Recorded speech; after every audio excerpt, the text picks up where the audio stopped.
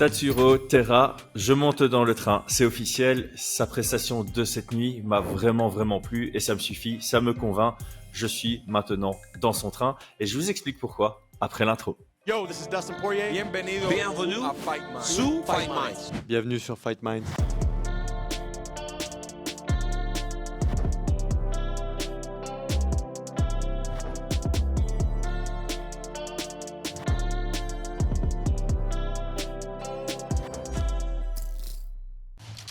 Paris sur le MMA avec Unibet. Quelle sera l'issue du combat? Une soumission? Un KO? Paris sur la prime numéro 1 avec Unibet. 100 € de bonus sur ton premier pari. Alors, plusieurs choses. Avant le combat, avec Brian, on avait fait une analyse et on avait déjà élaboré que son grappling était de très haut niveau. Il l'a une nouvelle fois prouvé ici, mais je parlerai de ça à la fin du podcast puisque c'était aussi à la fin du combat qu'il a réellement utilisé.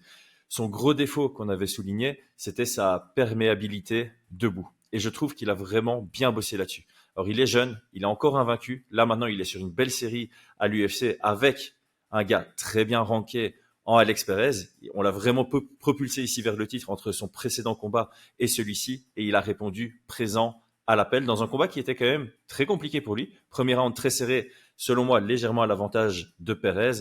Et puis, il vient trouver son ouverture pour le finish. On en parlera. Pour moi, c'est vraiment une finalisation dans la deuxième reprise. Alors, comme j'ai dit, il est jeune et je vois, en tout cas, j'ai vraiment cette impression qu'il bosse sur ses défauts et qu'il continue de bosser sur ses forces. Ça m'amène à penser qu'il est intelligent dans son approche et particulièrement intelligent dans son introspection, ce qui est primordial pour performer en MMA, parce qu'il a vraiment, voilà, il passe d'un niveau très moyen sur son précédent adversaire à un niveau top 5 sur Alex Perez. Et les défauts qu'il avait dans ses précédents combats auraient vraiment pu être exploités par Alex Perez et il n'a pas réellement réussi à les exploiter parce que Terra a bossé dessus. On a une nouvelle version de ce jeune combattant japonais.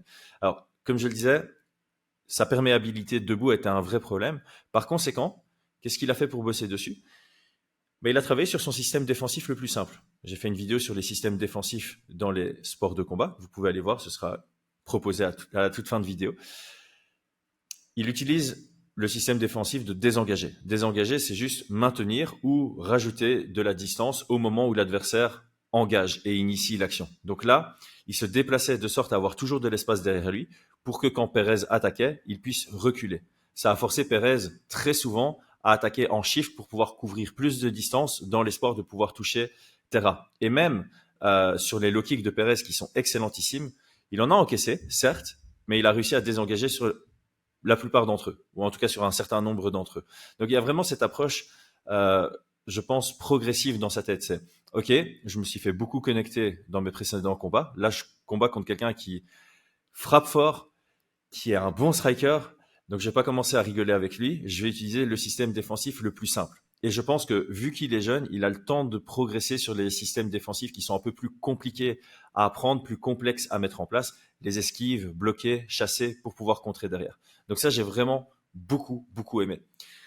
Deuxième élément que j'ai beaucoup aimé, c'est il a une compréhension de sa morphologie. Il est grand pour la division, il a une bonne allonge pour la division. Et donc, quand il attaquait Perez, c'était avec toutes les armes de grand. Le jab cross, et il cherchait vraiment à toucher à bras tendus. Il les envoyait pour, je vais te toucher en bout de course, parce que je suis plus grand que toi, et donc si moi je te touche en bout de course, toi t'es pas capable de contrer avec ton anglaise en tout cas, peut-être avec les low kicks, mais Perez n'avait pas le timing pour ça. Et il reset derrière, donc il envoyait son jab cross, et puis il était conscient qu'il y avait un risque de contre, il recréait cette distance pour avoir un reset et revenir à une distance où aucun des deux ne peut se toucher. Donc j'ai trouvé ça très intelligent. À un moment, on l'a vu essayer d'envoyer son genou arrière suivi de son direct. C'est typiquement une combinaison de grand face à quelqu'un de plus petit. Le genou, pour les plus petits qui regardent un peu vers le haut quand il y a un adversaire plus grand, on le voit pas spécialement bien venir. Donc j'ai bien aimé le fait qu'il l'essaye. Ça n'a pas touché, mais voilà, ça fait partie de son arsenal. Il a bien travaillé sur ses low kicks. Encore une fois, pour un grand, c'est toujours intéressant d'avoir ça dans son arsenal. Et ça complète un peu ce que j'avais dit dans la preview. Il est simple dans son approche debout. Il y a les jabs, il y a les directs, maintenant il y a les low kicks, il y a quelques techniques de grand, il y a des déplacements simples et il y a des feintes de changement de niveau.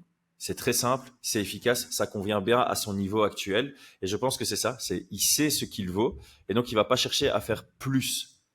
Quand il va progresser, j'imagine qu'il y aura de plus en plus de choses dans son arsenal et ça va être de plus en plus efficace, de plus en plus dangereux pour ses adversaires d'affronter un profil comme lui. Alors, le gros truc qu'il a ajouté et qui était très très intéressant dans ce combat contre Perez, c'est son uppercut arrière. Je sais pas combien de fois il a touché Perez avec, 4, 5 fois peut-être, j'ai pas envie d'exagérer le chiffre, mais c'est plutôt un bon chiffre sur un combat qui dure 7-8 minutes. Il a bien exploité, il a exploité en engageant avec l'uppercut arrière et surtout en contre. Comme je le disais, il met une distance tellement lointaine et il désengageait sur la plupart des attaques de Perez que Perez, à un moment, il shiftait pour attaquer, ce qui l'a même forcé à lui-même devoir lutter ou clincher. Et à force d'avancer et de shifter et de devoir surengager pour pouvoir le toucher, mais forcément, il l'accueillait avec son uppercut arrière qui est un coup assez court. Donc, on a besoin que le gars rentre dans notre distance pour le placer.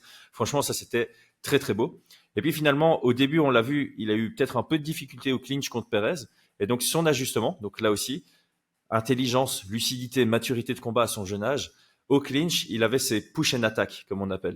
Il pousse pour attaquer juste derrière, pour avoir une sortie de clinch intéressante. Et évidemment, quand on pousse un adversaire, ce qui est interdit dans certains sports de combat, on peut pas pousser, sauf si c'est vraiment pour attaquer derrière. Et là, il le faisait vraiment, il pousse. Donc, l'adversaire, il est en train d'être déstabilisé, déséquilibré vers l'arrière. Donc, le premier objectif de Perez dans ce cas-là, c'est je peux pas tomber, je peux pas trébucher, je vais reprendre ma posture. Et pendant qu'il reprend sa posture, il y a une attaque qui venait. Il n'a pas su capitaliser réellement dessus, mais sur l'aspect logique de ce concept, j'ai trouvé Terra très bon et ça pourrait fonctionner plus tard dans sa carrière. En tout cas, c'était un ajustement très intéressant qu'il a fait dans ce combat. Alors, sur le game plan, je l'ai trouvé excellent aussi.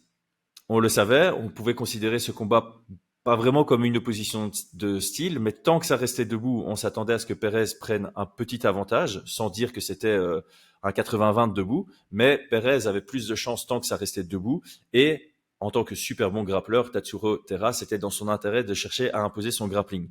Ce qu'il a fait, c'est il a pris confiance en son pied-point dans le premier round, et donc il a fait un peu oublier la lutte. Et son premier shoot, c'est sur un timing excellent, c'est un moment opportun.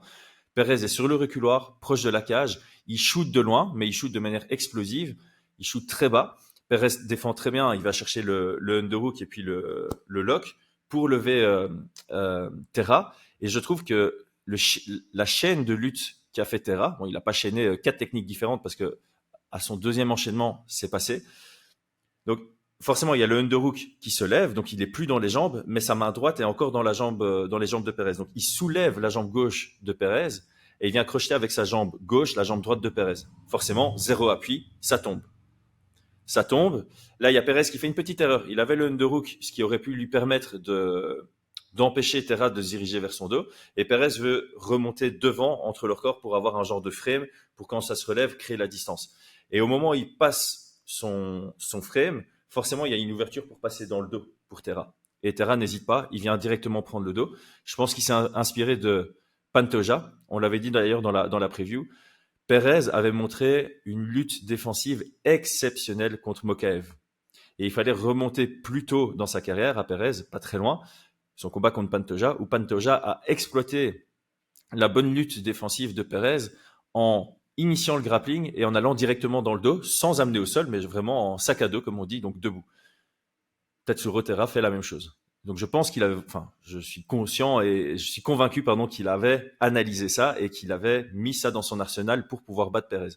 Donc il se déplace dans le dos, il vient se positionner. Et là, il a fait une technique que personnellement, j'avais jamais vu appliquer comme ça. Donc il a utilisé ce qu'on appelle le Renzo Lock.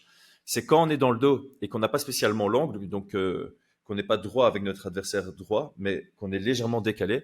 On va utiliser notre jambe du côté où on est décalé pour passer devant la jambe. Donc par exemple ici, si je suis un peu sur la droite de mon adversaire dans son dos, ma jambe droite va passer évidemment par au-dessus de la jambe droite, devant la jambe droite de mon adversaire. Et puis il va plonger avec un long crochet, comme certaines personnes appellent. Il va crocheter la jambe opposée. Généralement, quand on est dans le dos de l'adversaire, mon crochet droit, il crochette la jambe droite de mon adversaire et mon crochet gauche crochette la jambe gauche de mon adversaire. Et puis souvent, les gens viennent mettre un body lock. Un body triangle, pardon. Body triangle. Ici, le Renzo Lock, c'est vraiment avoir une jambe qui va plonger et qui va contrôler les deux jambes de l'adversaire. Donc, elle va passer devant la jambe droite de l'adversaire et puis le pied droit va aller crocheter la jambe gauche de l'adversaire. Ça, c'est un Renzo Lock. Après renseignement, parce que je connaissais pas cette technique, après renseignement, je suis tombé sur le nom de Otatsu Lock. Otatsu Lock, c'est un genre de Renzo Lock ajusté que Wada avait utilisé contre Demetrius Johnson au One. Donc, japonais. Petite parenthèse. Le Jiu-Jitsu aujourd'hui est connu comme Brazilian Jiu-Jitsu, mais ça vient du Japon. C'est né au Japon. Ça a vraiment pris beaucoup d'ampleur grâce à la famille Gracie au Japon, au Brésil. Mais ici, je pense que c'est intéressant de quand même remettre un peu l'église au milieu du village. Il faut pas oublier que ça vient du Japon et que donc les Japonais ont un grappling très intéressant, notamment avec ce Otatsu Lock qu'on n'a pas beaucoup vu en Brazilian Jiu-Jitsu. Le Renzo Lock, oui, mais avec les combattants américains, brésiliens, on n'a pas vu cette technique encore exploitée à l'UFC. Donc, cette technique, ça consiste à être en sac à dos. Donc, on est debout, on a le dos et on croise les jambes un peu comme si on faisait un body triangle, sauf qu'on ne croise pas sur le côté du corps, on croise juste en dessous de la coquille. Et alors, on ne croise pas les deux pieds, on ne croise pas au niveau des chevilles, on croise comme le triangle, en fait. Donc, il y a un pied derrière le genou d'une jambe et l'autre qui va faire effet long crochet. Et donc, comme le Renzo Lock, la jambe droite de Terra passe devant la jambe droite de Perez et vient crocheter la jambe gauche de Perez, mais en plus de ça, avec le genre de triangle de jambes. Donc, il y a un super bon contrôle. Et alors, ce que Terra va faire, c'est il va mettre tout son poids en diagonale vers l'arrière, à l'opposé de là où il a le crochet long, donc vers sa droite. Ce que ça va faire, c'est ça va soulever, donc il va, avec sa jambe, il va soulever la jambe gauche de Perez et il va mettre son poids sur la jambe droite de Perez. Donc Perez est sur un seul appui et il doit porter son propre poids qui est en train de se faire déséquilibrer, plus le poids de Terra qui part loin vers l'arrière. C'est supposé être une technique safe. Normalement, tu tombes en diagonale et puis ça permet d'avoir le dos au sol. Sauf que là, ouais, les ligaments ou que sais-je, j'ai pas encore l'information, mais le genou droit de Perez a pop et il s'est blessé dessus. Donc, c'est pas une technique à la John Jones qui cherche à viser. C'est pas comme l'Americana debout qui faisait contre Glover Teixeira ou ce genre de choses. C'est pas une technique méchante ou anti-sportive. C'est vraiment une technique pour amener au sol. Ceux qui connaissent le Renzo Lock, les gens l'utilisent très très souvent. Ici, c'est un ajustement, donc c'est pas supposé blesser. Là, voilà, c'est un fait de combat. Il s'est blessé, mais par contre, c'est clairement c'est pas une blessure, le mec se déplaçait, il s'est blessé et c'est frustrant. C'est une blessure qui a été amenée par une technique qui ne visait pas à blesser, mais c'est vraiment une action offensive de Tatsuro Terra qui a amené à la fin du combat. Donc c'est une victoire totalement légitime, une très belle victoire. Évidemment, un peu déçu que ça se termine comme ça parce qu'on ne veut jamais qu'un combat se termine sur blessure. Donc tout le meilleur évidemment dans la revalidation pour Alex Perez. C'était un super beau combat, donc il y a un peu cette frustration évidemment de ne pas avoir vu plus, de ne pas avoir pu voir ce que Tatsuro Terra aurait pu développer comme jeu une fois au sol. Mais franchement, belle performance. Moi, je monte dans le train. Dites-moi en commentaire si vous aussi, vous montez dans le train. Alors pour finir le podcast, UFC 304, Mohamed Mokaev, combat contre Manel Kape. On sait, Manel Kape, c'est quoi 7-8 combats sur 10 qui sont annulés par sa faute.